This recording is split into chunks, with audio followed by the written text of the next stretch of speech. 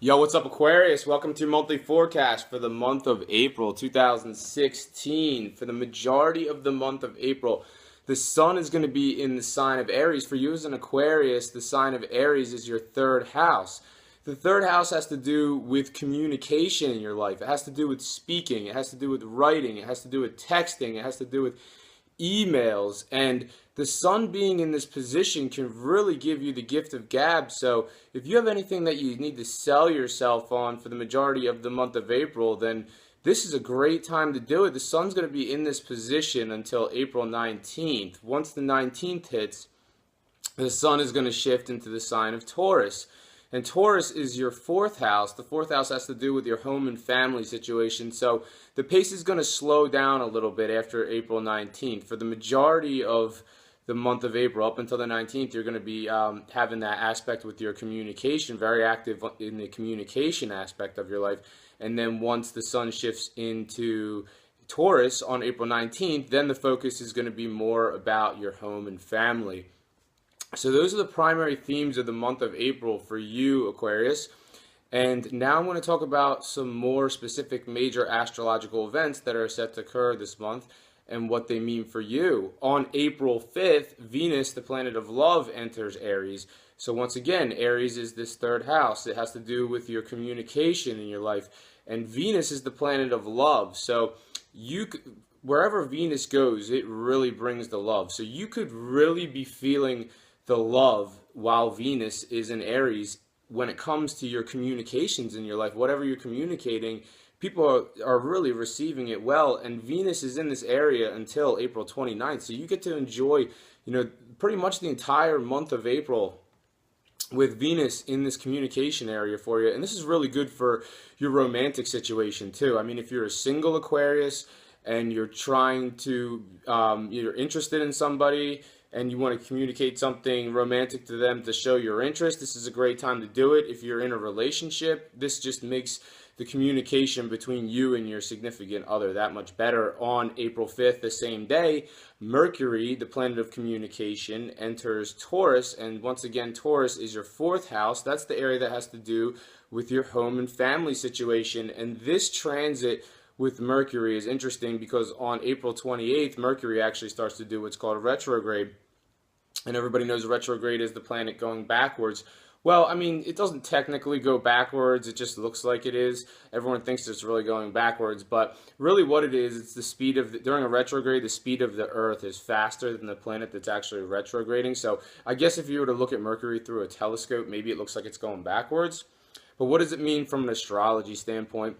Well, basically what happens when Mercury goes retrograde, it can cause some hangups or snags or delays or difficulty in communication in the area that it's retrograding. So it's going to be pretty smooth going straight all throughout the month of April, starting on the 5th, and all throughout the month of April up until the 28th. Communications regarding home and family are going to be smooth, and then on the 28th it's going to start to retrograde. So there might, whoever's in your home or family after April 28th, there might be some miscommunications with family members, or even if if you're just living with you and your significant other in your home, there could be disruptions in your communication between you and that person. And that's going to happen. It's going to retrograde until May 22nd, and then after May 22nd, Mercury will straighten out and move forward again. So whatever difficulties are happening in your communication between the 28th of April and May 22nd, those will finally straighten out after May 22nd. On April 7th, the new moon is in Aries. Aries, once again, is your third house of communication. That's the house, like I said before, it has to do with speaking, writing, texting, emails. And this is a new moon, and new moons are like a trigger, and what they do is they set off all these new events in the area that they occur, and then 6 months down the line will be the full moon in the same area, which is the culmination of whatever's been building for those 6 months. So new things coming down the pike for you regarding your communication, Aquarius. If you've always been used to communicating a certain way, or people know you for communicating a certain way, expect that to you're going to be developing some new processes over the next 6 months starting on April 7th. So expect that to change. I mean, there's going to be new ways of communicating now, and whatever they are, they're going to come to fruition 6 months after April 7th. So on April 12th, there's actually Venus, the planet of love, is in Aries, the third house of communication for you. Is making a positive angle to Mars, the planet of power and ambition. And Mars is in your 11th house, Sagittarius. Sagittarius is your 11th house, and that has to do with your friendships and your social situation.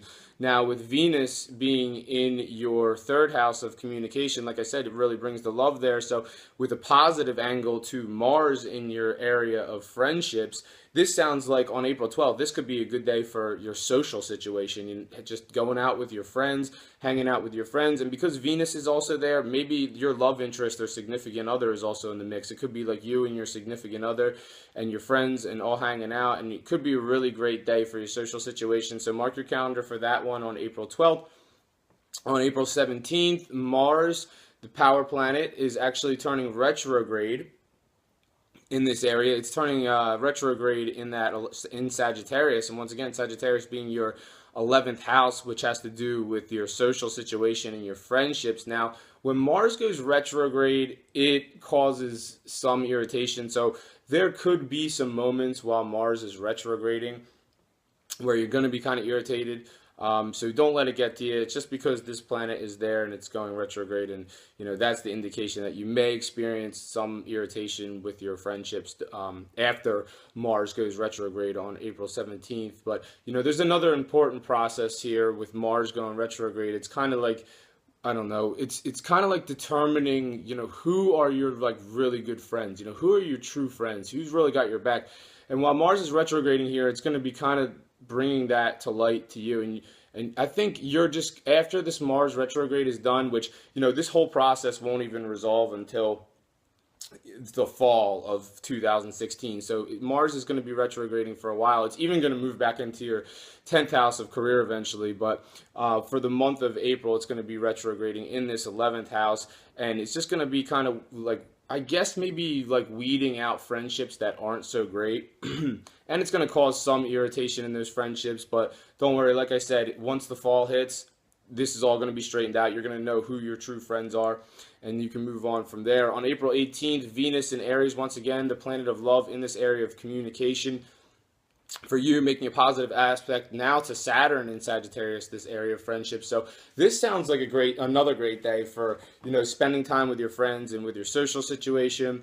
And then on the same day, Pluto actually turns retrograde. So here's the third planet going retrograde in the month of April 2016, and Pluto is going retrograde in your 12th house. And the 12th house has to do with things coming to a completion and things coming to a finalization. So, I mean, it's going to be retrograde for a while. It's going to start on April 18th, and then it's going to continue its retrograde, and it's going to be retrograding until September 26th. And, what that does is kind of maybe is going to hold something up. I mean, if there's something that you're trying to finish or finalize, it may kind of be stuck throughout the spring and the summer. But then when Pluto finally goes forward on September 26th, it's whatever it is that's going to be stuck, whatever it is that needs to come to a completion in your life will finally be able to at that point. On April 19th, Venus in Aries, that's your, once again, your third house of communication, now making a challenging aspect to Pluto in that 12th house area. So it sounds like whatever, like I just talked about before, it sounds like whatever is trying to come to a completion in your life or finalization, maybe it even has to do with your love interest, because Venus is there making a challenging aspect with your communication in Aries. So it sounds like maybe you're trying to consult possibly your love interest or significant other about how something is going to come to a completion, or something's going to come to a finalization, and maybe it's just a challenging situation. So try to do your best as possible there on April 19th. And then on April 22nd, there's a full moon in Scorpio, and Scorpio is your 10th house. The 10th house has to do with your career, it has to do with your professional life. So full moons are like a wild card. I mean, they can either bring shakeups or they can bring just development. Some kind of development will occur. Something will come to fruition in that area. So there could be something coming to fruition on April 22nd in your career situation. If maybe you've been facing some difficulties in your career, maybe there's some sort of shakeup that's going to occur regarding your professional life. And then on the same day, on April 22nd, Venus, once again in Aries, your third house of communication, is actually making what's called a conjunction to Uranus, the planet of the unexpected, also in Aries, that third house of communication. So what they do is Venus and Uranus on the April 22nd are actually aligning in the same area. And when Uranus conjuncts planets, it like makes everything kind of random and like unexpected. So, you know, with Venus there, it has maybe something to do with love. So maybe you're going to be having, and it's in Aries, so that has to do with love and communication, and then Uranus, the planet of the unexpected. So, you know, you could have like some nice moments in your communication on April 22nd with your significant other or love interest, and then it might change to like an awkward communication all of a sudden, and then it'll switch back to something nice again, and then it'll be awkward again, and it just changes everything around. So you'll notice that, I think, on April 22nd. So keep that in mind on that day. But I think that's all I have for you this month, Aquarius. Thank you very much for watching this video. If you've enjoyed it, make sure to subscribe and like, and I'll see you next month. Take care. Bye-bye.